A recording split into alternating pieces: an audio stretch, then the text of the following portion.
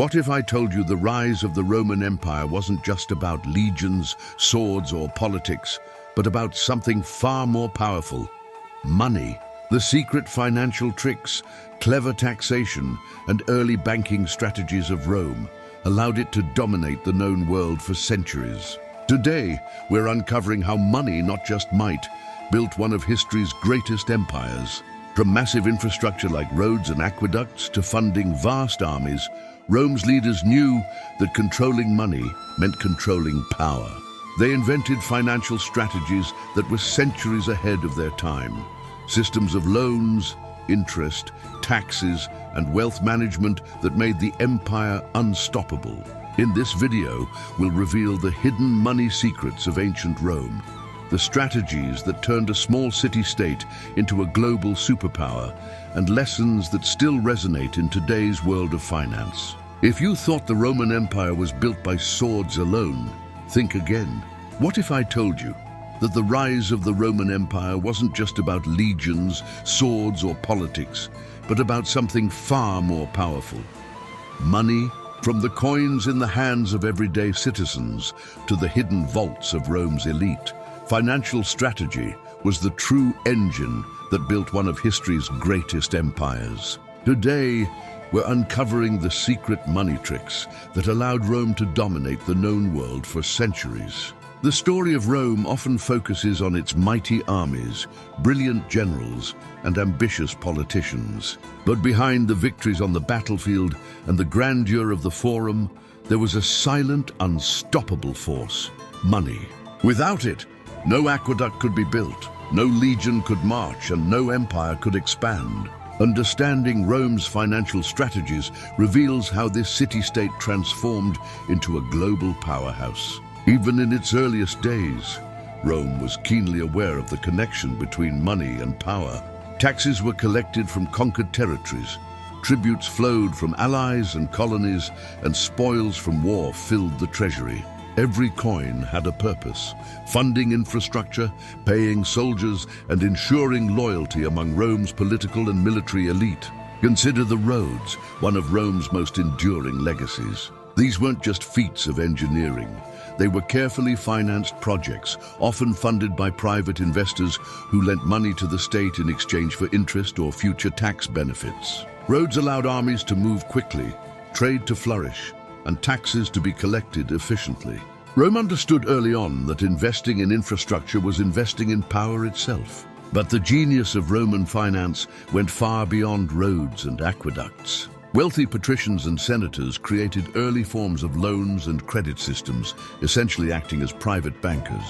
They lent money to the state, funded construction, and even supplied armies. This wasn't charity. It was a calculated investment that increased their influence, secured political favors, and often returned vast profits. The rich got richer and the empire got stronger. Rome also mastered the art of managing debt.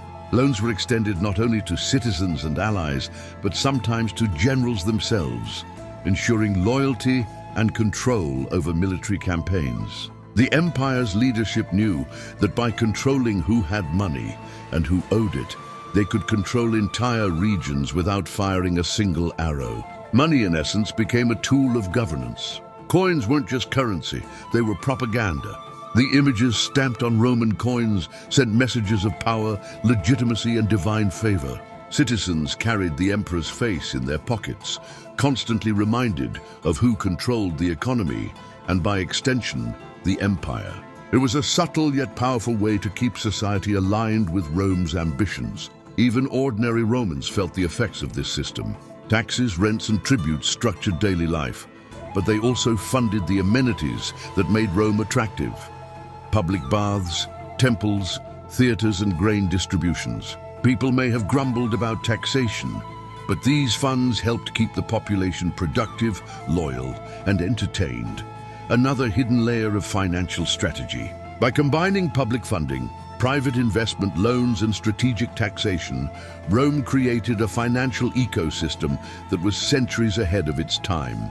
The empire's money wasn't just about wealth, it was about control, influence, and sustainability. Each coin in circulation served a dual purpose, facilitating trade and reinforcing the empire's authority. So the next time you think about Rome, don't just picture armies and conquests. Think about the hidden financial machinery working behind the scenes. The loans, taxes, infrastructure investments, and clever money tricks that allowed a small city to grow into one of history's most formidable empires. Rome's story shows us a timeless truth. While swords and shields can win battles, money builds empires. And in this video series, we'll uncover the strategies, secrets, and lessons of ancient finance that still resonate in today's world of banking, investing, and economic power. While Chapter 1 revealed how money powered Rome's rise, the real genius lay in the secret financial tricks the elite used to control the empire. Rome's leaders didn't just rely on taxes and spoils. They engineered a complex financial system designed to multiply wealth, secure loyalty, and fund expansion without collapsing the economy. One of the most powerful tools was loans and credit. Wealthy Romans, senators, patricians, and merchants acted as early bankers. They lent money to the state for infrastructure projects or military campaigns. In return, they gained political favor, repayment with interest, or future tax privileges. This was not a casual investment. It was a strategic move to consolidate power. The empire essentially outsourced some of its financial burden while increasing the influence of its elite. Interest rates were carefully calculated to balance risk and reward. Lenders knew that funding an army or a construction project could be profitable, but it also carried risk. In some cases, defaults occurred, and the government often intervened to protect lenders whose support was politically vital. This interplay between state and elite ensured that Rome's finances remained both dynamic and stable. Another clever trick was the use of debt as a political tool. Generals and provincial governors were sometimes advanced money to fund military campaigns, but this money came with strings attached. By controlling loans, the central government could ensure loyalty, prevent rebellions, and influence the decisions of distant officials without deploying legions. In other words, money itself became a weapon of governance. Rome also leveraged tax farming, a practice where private contractors paid up front for the right to collect taxes in a province. These contractors would keep any excess revenue they collected. While it might seem exploitative, it incentivized efficiency and allowed the empire to generate funds without overextending the state bureaucracy. Essentially, Rome turned private ambition into a financial tool for empire building. Coins themselves were more than currency. They were messaging tools.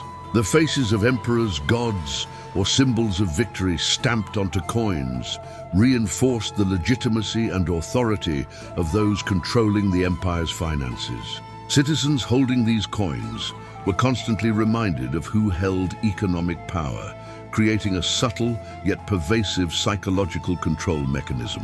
Rome's financial creativity extended to infrastructure investment as a revenue generator. Roads, ports, and aqueducts weren't just public works.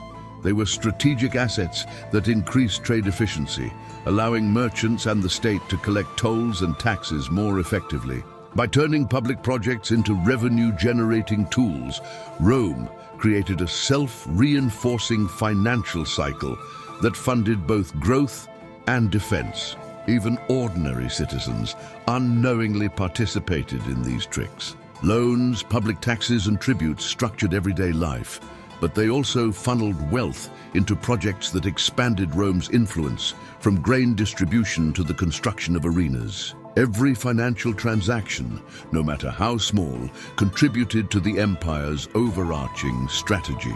The brilliance of Rome's secret financial tricks lies in their integration of wealth, politics, and military power.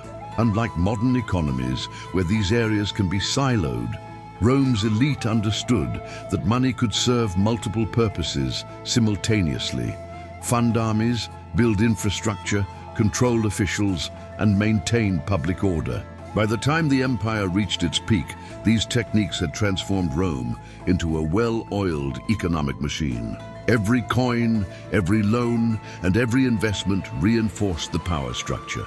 ensuring that wealth and authority remained firmly in the hands of those who understood the true secret of the Roman Empire. Money was the ultimate tool of empire building. Chapter 3: Wealth, Power and Control, the Final Secret. By now, it's clear that Rome's success wasn't built on swords alone. The empire's true power lay in the clever orchestration of money, wealth and influence. Every loan extended, every tax collected, and every coin minted served a greater purpose, maintaining control over the empire's vast territories and people.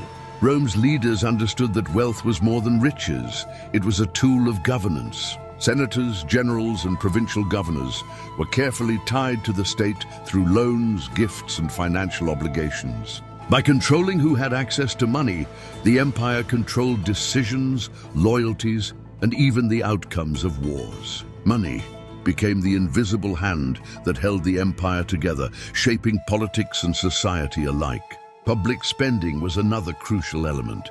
Wealth flowed into infrastructure, entertainment, and social programs, but it wasn't mere generosity. It was a strategic investment in stability and influence. Roads allowed armies to move efficiently.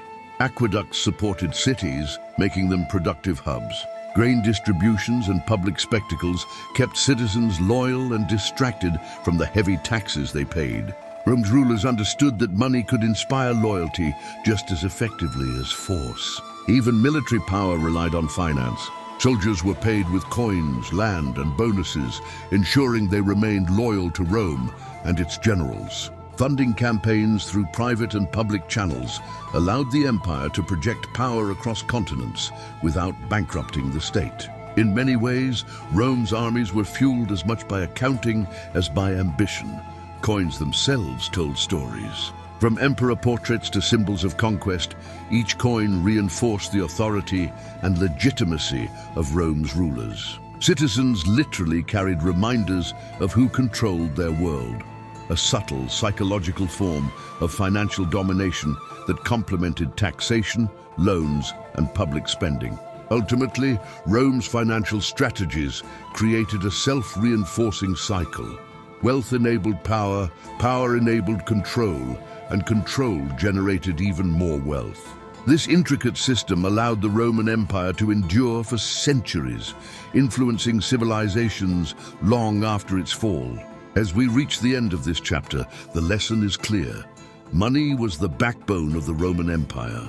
It funded armies, built cities, controlled elites, and shaped the lives of millions. Without these hidden financial tricks, Rome might never have become one of the greatest empires in history.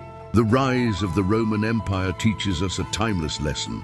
Money isn't just currency, it's power, influence, and control. From secret loans and elite banking to taxation and infrastructure investment, Rome's leaders mastered the art of leveraging financial tools to build, maintain, and expand their empire.